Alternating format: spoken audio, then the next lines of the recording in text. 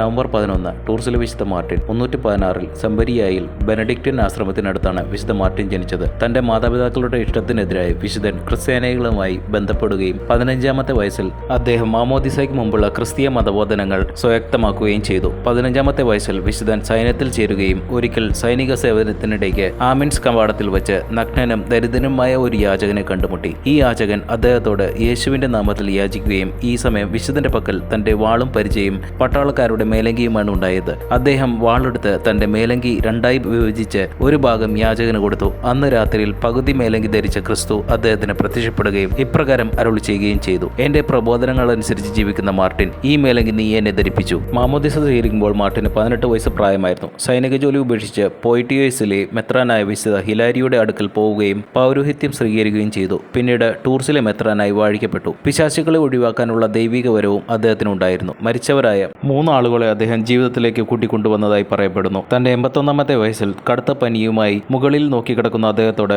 വശം തിരിഞ്ഞു കിടക്കാൻ ആവശ്യപ്പെട്ടു. ഭൂമിയെ നോക്കിക്കിടക്കുന്നതിലും എന്റെ ആത്മാവ് സ്വർഗത്തെ നോക്കിക്കിടക്കുവാനാണ് ഞാൻ ആഗ്രഹിക്കുന്നത് എന്ന് പറഞ്ഞ് ആവശ്യം നിഷേധിച്ചു. തന്റെ മരണത്തിന് തൊട്ടു മുമ്പ് പൈശാചിക ആത്മാവിനെ കണ്ട് വിശുദ്ധൻ കോപാകുലനായി, നിനക്ക് എന്നിൽ നിന്നും നിന്റേതായ ഒന്നും തന്നെ കാണുവാൻ സാധിക്കില്ല എന്ന് ആക്രോശിച്ച് വിശുദ്ധൻ അന്ത്യശ്വാസം വലിച്ചു.